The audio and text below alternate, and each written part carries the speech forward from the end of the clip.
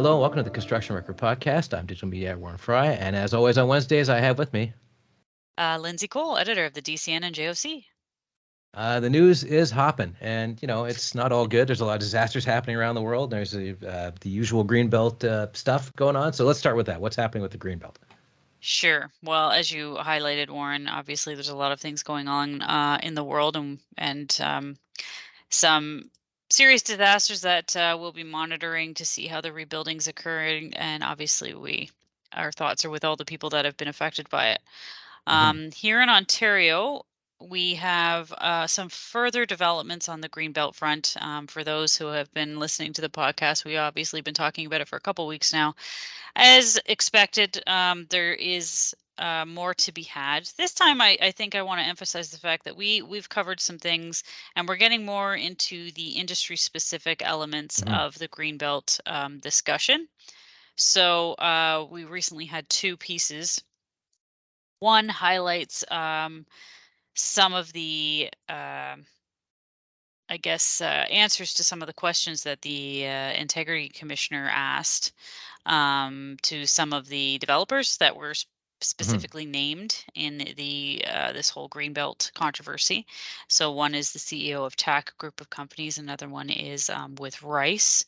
Both of them were named in this specific piece in the sense that it was interesting, the dynamics, we'll say, that happened with the former housing minister's chief of staff and these developers, as is being attributed in this article, with reference to the fact that it was kind of is silence acceptance, I'll say, because essentially where this piece heads is the fact that, obviously these developers were interested in pieces of the Greenbelt, and for a little while there was no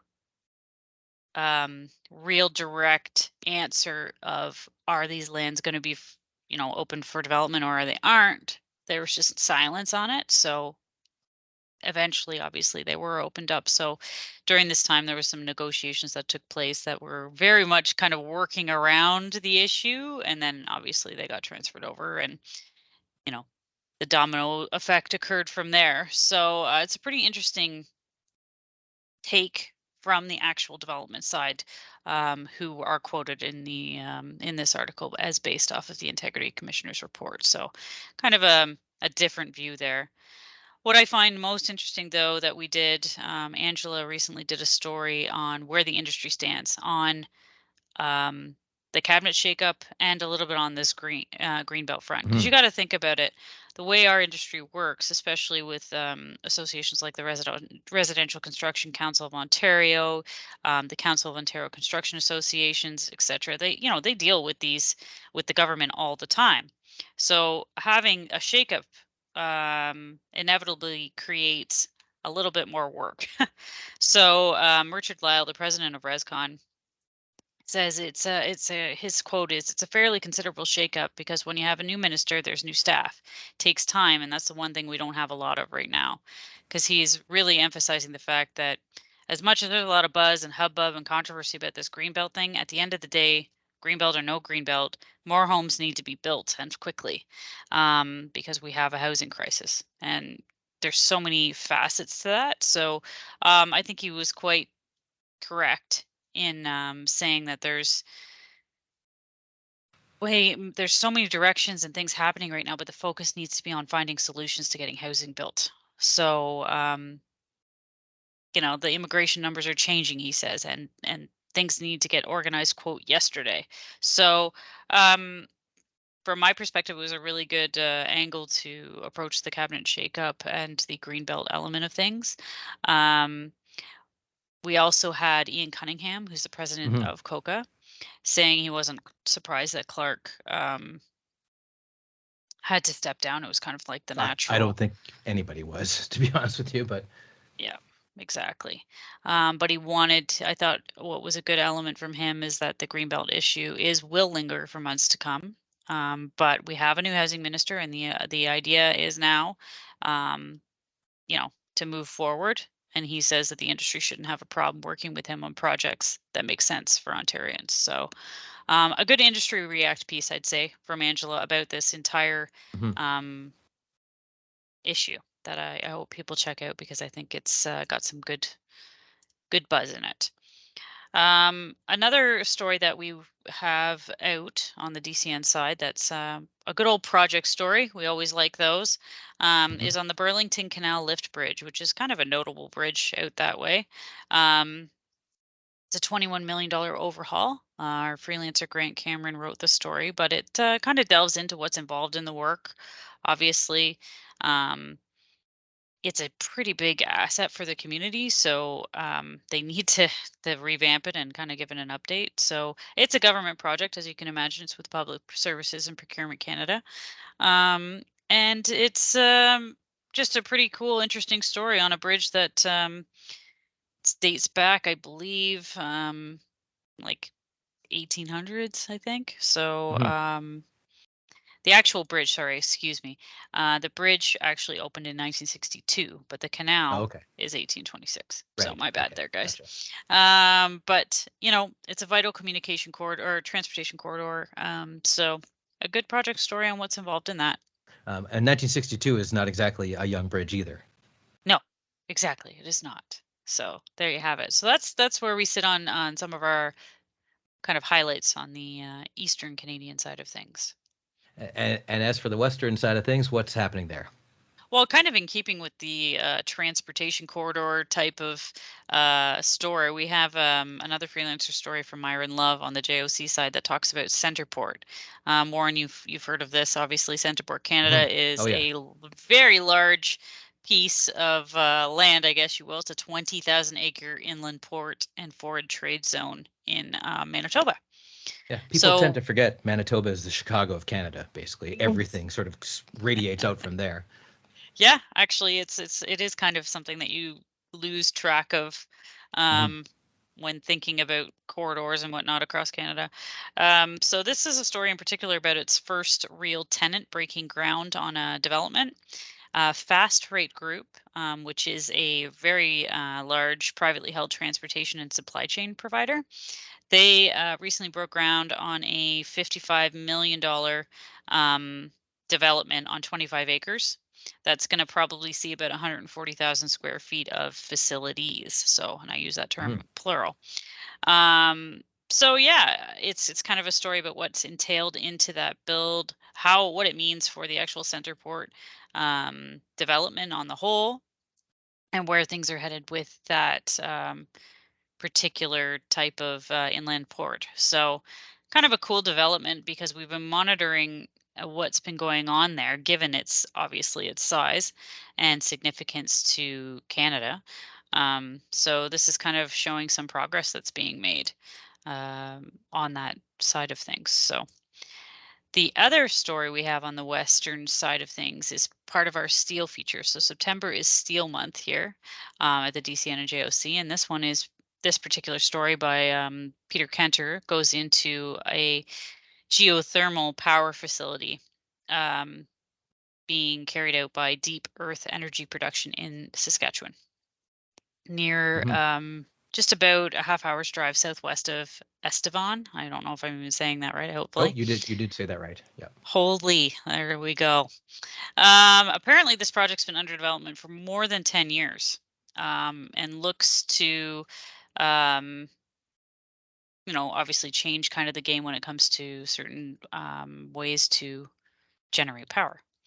So it's a project story, um, and it kind of goes into the technicalities of what's involved in this build, which is way over my head, but it's certainly a really interesting project that I suggest, people give it a read due to the fact that it's not only great for a steel feature, but it's got some um, timely aspects to it in terms of a different source of producing um, energy and whatnot. So certainly worth a glance there. And that is pretty much it from our newsroom on both sides of the fence this week, anyway. Okay. And our main interview this week is it's about architecture and construction in Vancouver, specifically the fact that things were built a certain way for a long time in Vancouver because we had a climate that was pretty temperate, and we have a whole lot less of that now, as you know, is happening across the world. But Vancouver's had heat domes, and it's getting hotter, and now they have to retrofit a lot of buildings that weren't built for this kind of temperatures. I talked to Sean Pander and Brenda Scott Castro from the City of Vancouver about how it's going about retrofitting older buildings and sort of getting them ready for the inevitable heat rise that we're all experiencing. And that's coming up next.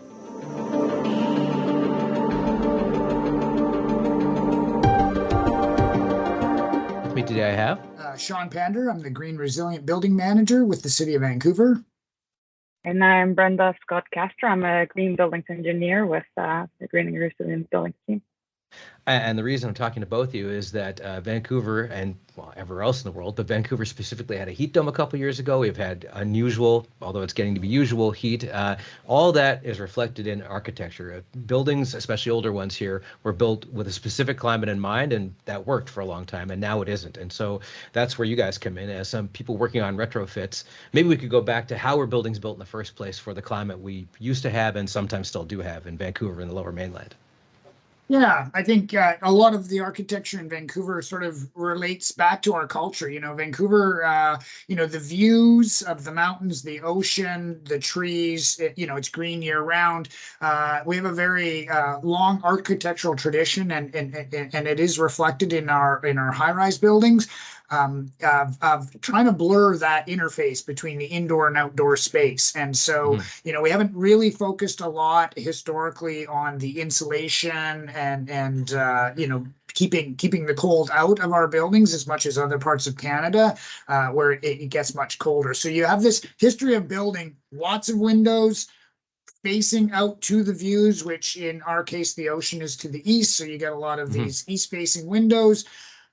We get a lot of so we have this history of east facing windows, big open balcony spaces, which are and not a lot of attention was paid historically to keeping the sun out and keeping the cold out as well. So again, our insulation practices, air tightness, a lot of the things that seem obvious and normal now weren't that important. Energy was cheap, the climate was mild, and we had this the views and that interface with nature is a real selling point for a lot of the development in Vancouver.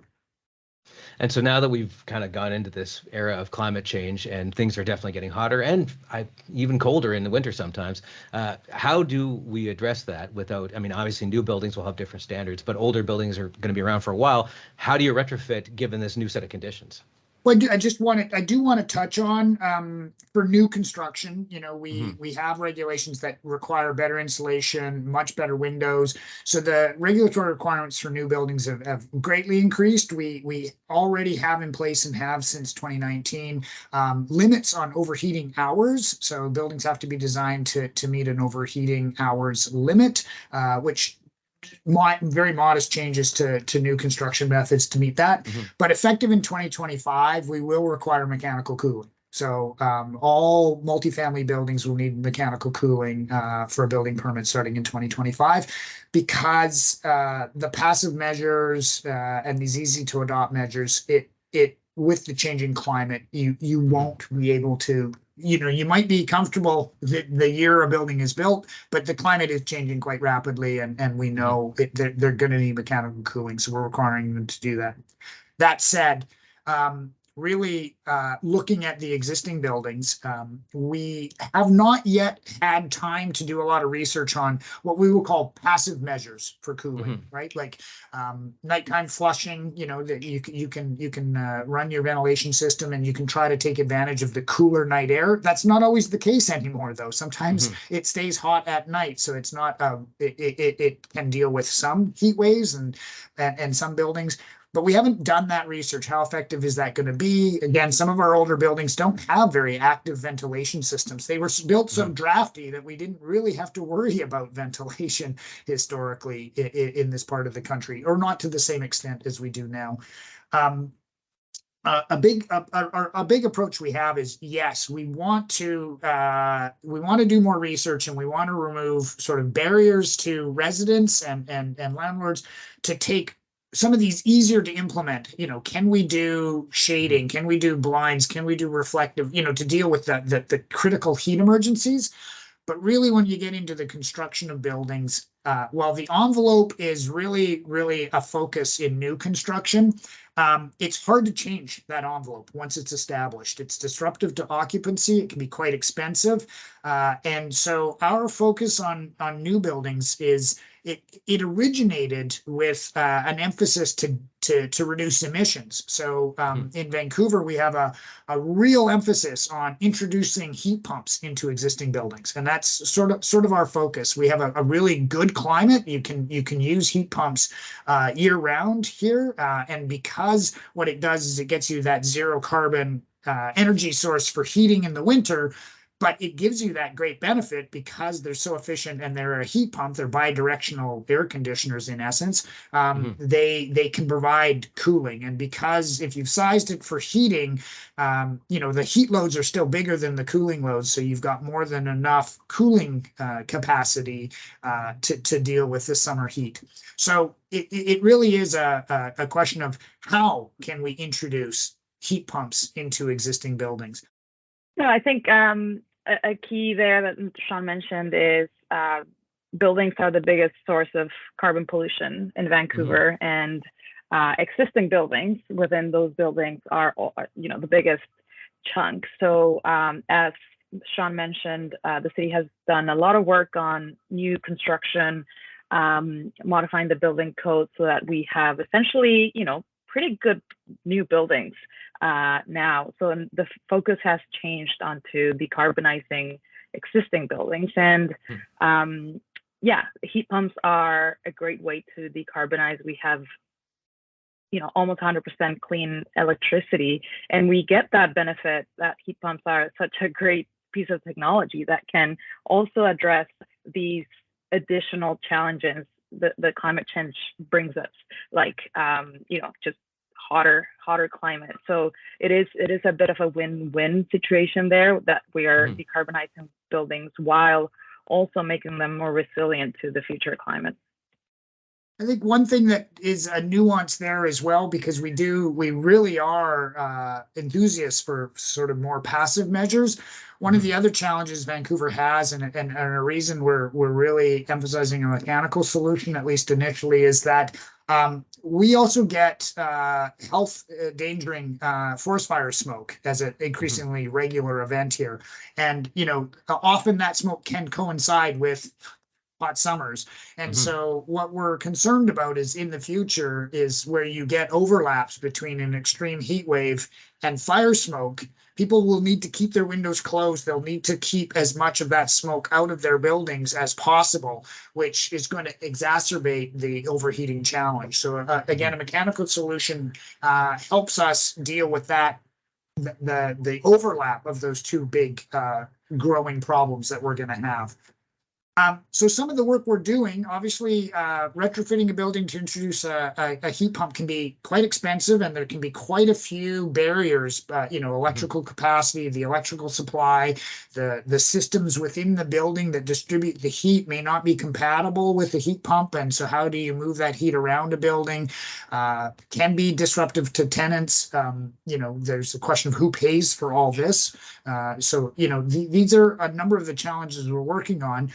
We have begun work, though, right away to look at both our non-market housing and our purpose-built rental housing. And we've got grant and collaborative programs.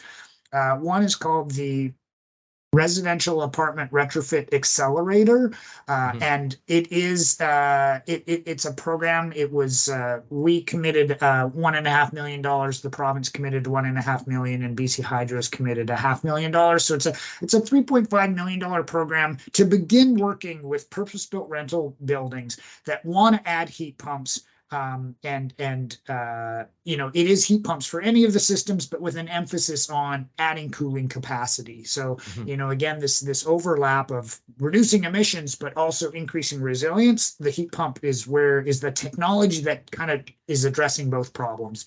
So we did launch that program earlier this summer.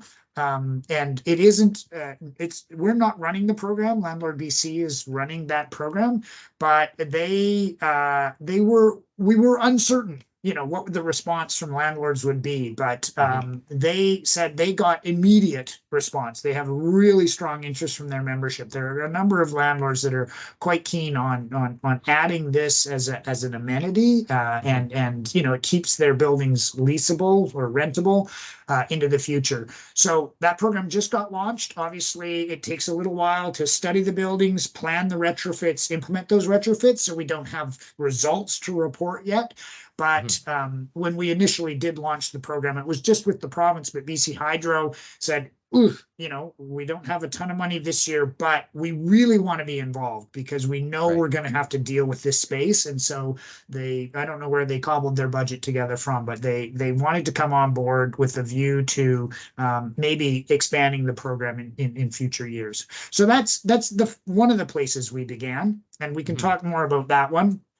And Brenda was very integral in sort of shaping the nature of that program, the objectives, and how we tried to make the program somewhat flexible. Because again, buildings are all quite unique, and it's like one size will not fit all. So we wanted to construct a program that met our objectives, but gave some flexibility to Landlord BC and the landlords to get us the outcomes we were hoping to achieve, but recognizing they may need to adapt to the opportunities and constraints that the buildings that are participating present.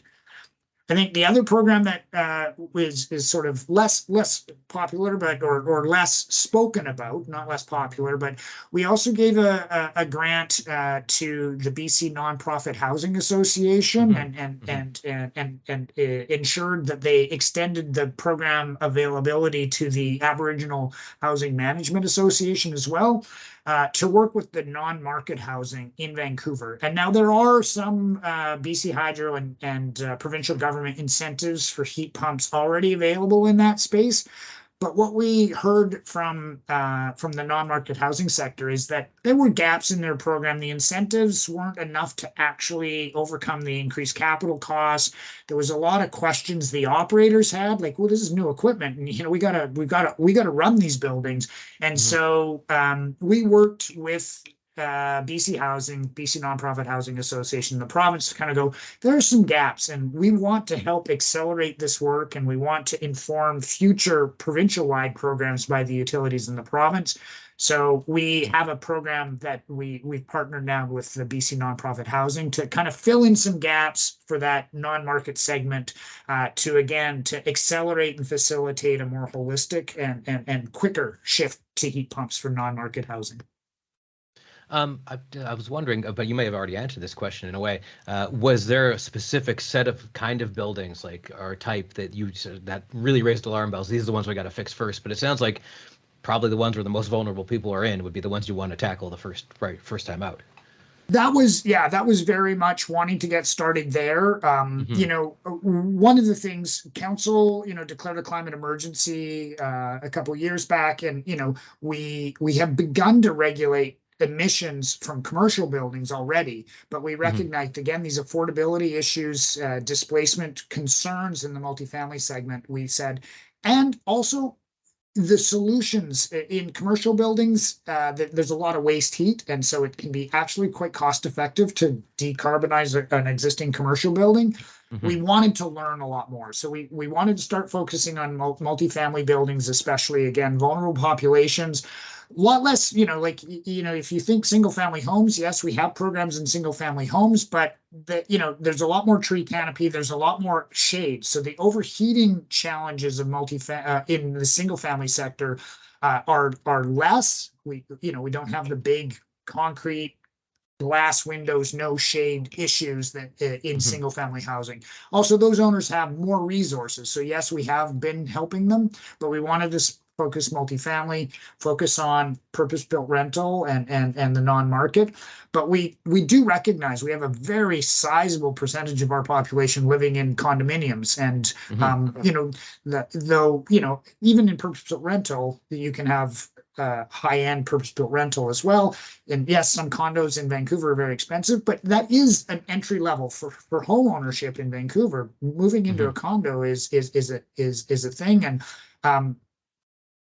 we are beginning work now, looking at, there are again, all the technical heat distribution, existing system, electrical capacity barriers that you see, but they're further hampered by it's hard for stratas to take decisions, right? Because they're run by a strata board. Those are not, those people aren't necessarily experts in building operations, maintenance, renovations, etc. So, they don't know what the risks are, the opportunities, and we're looking at, and we're working currently with BC Hydro and the province to develop some incentives and other forms of support for stratas. So again, we've got these initial programs for non-market and purpose-built rental, but we do want to start learning and facilitating industry learning, strata learning, remove some of those decision type barriers, and then provide incentives and help, more active coaching and support for condos. So we haven't completed that work. We're hoping we're collectively, we have an aim, obviously 3 big organizations working on slightly different budget horizons, slightly different timelines for decision making.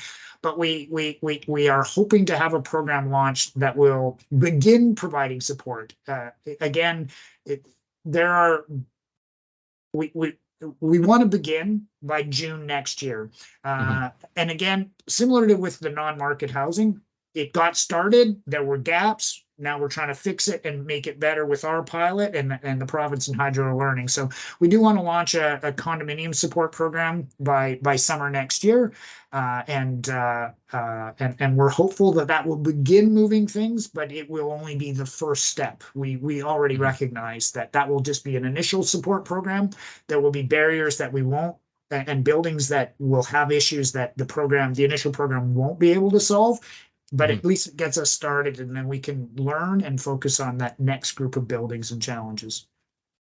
And Brenda, Sean mentioned that you were involved at a technical level with a lot of this stuff. So maybe you could go into a little detail. Like, I think it was heat pumps for one. That was one of the things you were tackling. So maybe you could go into detail about some of the challenges there. Yeah, I guess like Sean mentioned, there's a number of technical challenges to effectively decarbonize buildings, but through the installation of heat pumps. Electrical capacity is a big question mark for us. As much as a lot of buildings have already started undergoing some work, the challenges are not, or the cost of upgrading these buildings is not often the same. So different buildings have different challenges. Different building areas have more or less electrical capacity. Some buildings are easier, more straightforward than others. So really understanding what these challenges are is a key priority for us. And so for us in launching this program is, there's a number of objectives we have.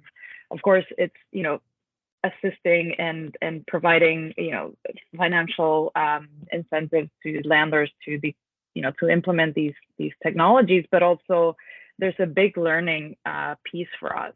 We want to understand what are those challenges so that we understand how we can support these buildings better. So that we can understand how, higher levels of government should come to the table and provide, additional incentives. Just to throw out a number, if you have a multifamily building that wants to electrify and install heat pumps, it may cost, $4,000 per suite to do the whole work if they don't need any electrical capacity upgrades. Well, this can be $16,000 if the building can, has limited capacity and it has to, undertake a lot of upgrades on top of just installing the heat pump. So it's a wide range, and we need to do a lot more of these projects to start gaining a lot more understanding of what is required. But ultimately, the ultimate goal is to be able to transition all of these buildings onto clean heating and cooling. So we have a long ways to go, but this program, the RARA program, is that first step for us to start supporting this sector, but also to start learning more about what needs to happen, what the government needs to bring to the table in order to catalyze action and essentially cover the whole building stock. And I guess finally I'd ask, because it's the City of Vancouver, so it's a little more transparent than, say, a private company, where would people go to kind of follow this as it's going along to see the progress of the program and other programs like it? Well, we are just working to develop a portal where people in a condo, so we don't have the go-to place yet. The programs are just getting launched, but we are developing a central portal where people, whether you're in a non-market housing, a condominium, purpose-built rental, where you can go, okay, what's available to me? What are my opportunities just as an individual in one of these buildings versus I am in a strata or I'm a landlord, and what are the resources and help there. So that portal is not yet up and available, but we will be launching it, I believe, by December. Okay, great. Thanks very much for joining us today. Great. Thank you, Warren. It was a pleasure. Thank you.